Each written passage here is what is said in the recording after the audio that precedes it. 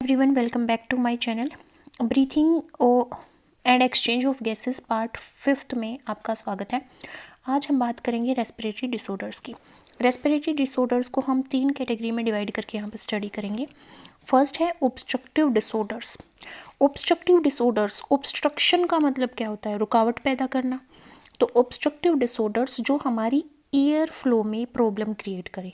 हमारा air Passage है, जैसे नोज़ है, हमारा लेरिंग्स है, ट्रैकिया है ना। फिर उसके बाद हमारे यहाँ पे आता है ट्रैकिया के बाद ब्रोंकियाई, primary ब्रोंकियाई, secondary ब्रोंकियाई, tertiary ब्रोंकियाई, alveoli.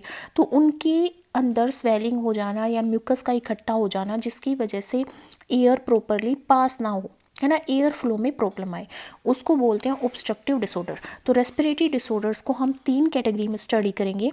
First है ऑब्स्ट्रक्टिव डिसऑर्डर्स, सेकंड है रेस्ट्रिक्टिव डिसऑर्डर्स। रेस्ट्रिक्टिव डिसऑर्डर्स का मतलब है कि हमारा जो लंग है वो रेस्ट्रिक्ट हो गया है, वो अब एक्सपेंड नहीं कर पा रहा प्रॉपरली। एक्सपेंड करना क्यों ज़रूरी है? जैसे ही मैं इंस्पिरेशन करती हूँ, ऑक्सीजन का अपटेक कर रही हूँ, अंदर ले रही हूँ, तो मेरे लंग एक्सपेंड करते हैं। अगर वो प्रॉपरली एक्सपेंड नहीं कर पा रहे हैं तो मेरी ऑक्सीजन की रिक्वायरमेंट फुलफिल नहीं होगी। तीसरा होता है इन्फेक्शियस रेस्पिरेटरी डिजीज़, जो क्या करते हैं, या तो एल्वियोलाई की अंदर स्वेलिंग या पस क्रिएट करते हैं, या फिर जो लाइनिंग है, जो डिफ्यूजन की लाइनिंग है, उसको क्या कर देते हैं, डिस्ट्रक्ट कर देते हैं, तोड़ देते हैं, मतलब टूट जाती है, वो ख़राब हो जाती है। ठीक है, तो यहाँ पे हम 3 तरह के डिसऑर्डर पढ़ेंगे, ऑब्स्ट्रक्टिव, रेस्ट्रिक्टिव और इन्फेक्शन कोज करने वाले डिसऑर्डर्स। सो सबसे पहले आते हैं ऑब्स्ट्रक्टिव डिसऑर्डर्स, जो एयर फ्लो में प्रॉब्लम क्रिएट करते हैं। एयरवेज से हमारी जो एयर है वो प्रॉपरली पास नहीं हो पाती। तो यहाँ पे हमारे मेनली 4 टाइप के डिसऑर्डर्स हम पढ़ेंगे। पहले हैं एज़मा, जिसको अस्थमा या एज़मा बोलते हैं। ये क्या करते हैं, ब्रोंकियाई, जो हमारा ट्रैकिया है वो ऐसे ब्रोंकियाई में टूटता है लंग्स के अंदर। तो जो ये ब्रोंकियाई है, ये ट्यूब लाइक स्ट्रक्चर होते हैं। इन ब्रोंकियाई के अंदर इन्फ्लेमेशन कोज हो जाती है।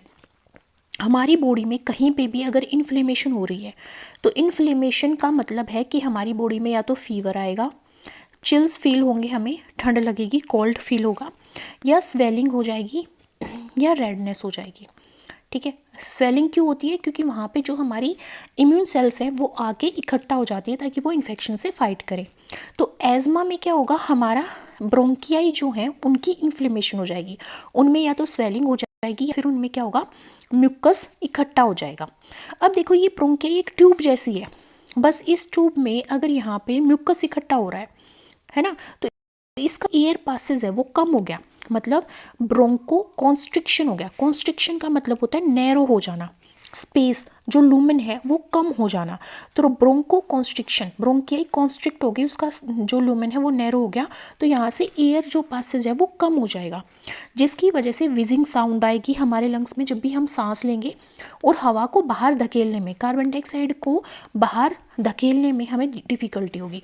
मतलब मेन डिफ़िकल्टी यहाँ पे कब होती है, एक्सपीरेशन में होती है, सांस को बाहर छोड़ने में होती है।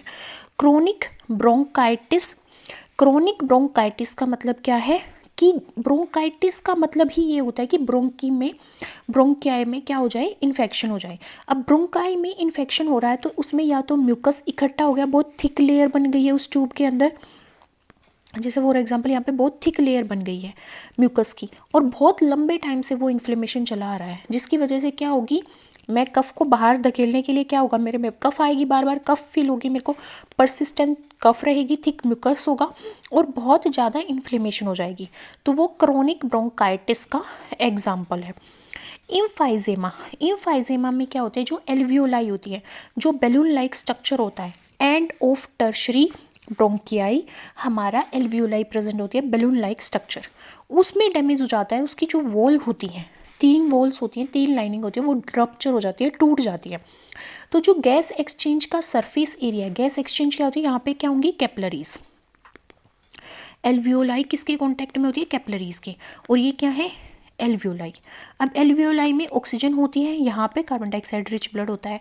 तो ये जो लेयर है, जो मेम्ब्रेन है एल्वियोलाई की, ये गैस एक्सचेंज का काम करती है। यहाँ पे क्या होता है, डिफ्यूजन की प्रोसेस होती है। तो अगर यहाँ पे एल्वियोलाई की मेम्ब्रेन रप्चर हो जाए, टूट जाए, तो गैस एक्सचेंज का जो सरफेस एरिया है वो डिक्रीज हो जाएगा। ऐसा किस में होता है, स्मोकर्स में होता है। फोर्थ हमारा जो डिसऑर्डर है, COPD, chronic obstructive pulmonary disease. Chronic condition है जिसमें हमारा एम्फाइजेमा भी हो रहा है कि हमारी एल्वियोलाई की वॉल रप्चर हो गई, सरफेस एरिया डिक्रीज हो गया, गैस एक्सचेंज नहीं हो पा रही है। दूसरा क्रोनिक ब्रोंकाइटिस हो गया जिसकी वजह से ब्रोंकियाई में इन्फ्लेमेशन हो रहा है, एयर पासेस में दिक्कत आ रही है।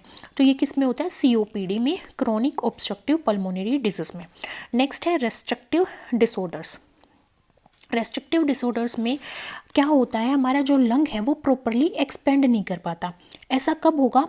पल्मोनरी फिब्रोसिस के केस में होगा, जब हमारे लंग के टिश्यूज़, हमारे लंग में मेनली कौन सा टिश्यू पाया जाता है?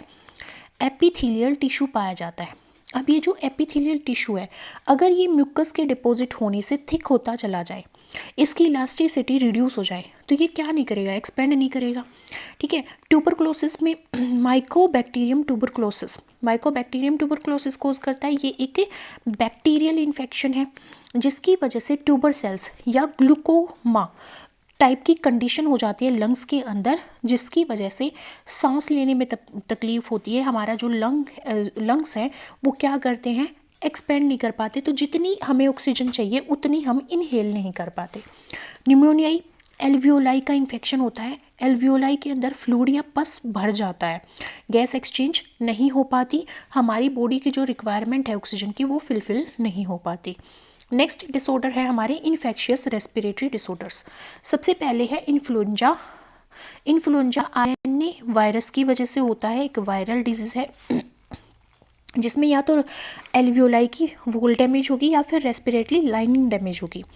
कोविड-19 की वजह से होता है, जो सिंगल स्टैंडर्ड RNA वायरस है। ठीक है, इसमें भी हमारी एल्वियोलाई ही डैमेज होती हैं। और हमारा ट्यूबरक्लोसिस एंड निमोनिया, ट्यूबरक्लोसिस और निमोनिया ये दोनों बैक्टीरियल इन्फेक्शन है, और इन्फ्लुएंजा एंड कोविड-19 ये हमारे वायरल इन्फेक्शन है। तो दोनों के केस में, इन इन्फेक्शंस के केस में, या तो हमारी रेस्पिरेटरी लाइनिंग डैमेज होती है या फिर एल्वियोलाई में इन्फ्लेमेशन आती है। तो एल्वियोलाई में इन्फ्लेमेशन आएगी तो सरफेस एरिया जो गैस एक्सचेंज का है वो डिक्रीज हो जाएगा। लाइनिंग डैमेज होगी तो हमारी जो रेस्पिरेटरी पासेज है वो नैरो हो जाएगा। ठीक है, तो हमारी जो गैस की रिक्वायरमेंट है, ऑक्सीजन की रिक्वायरमेंट है या गैस एक्सचेंज की रिक्वायरमेंट है वो फुलफिल नहीं हो पाती। और इसी स्लाइड के साथ हमारा जो breathing and exchange of gases वाला चैप्टर है वो ख़त्म होता है। अगर आपकी कोई क्वेरी है तो कमेंट सेक्शन में लिख दीजिएगा।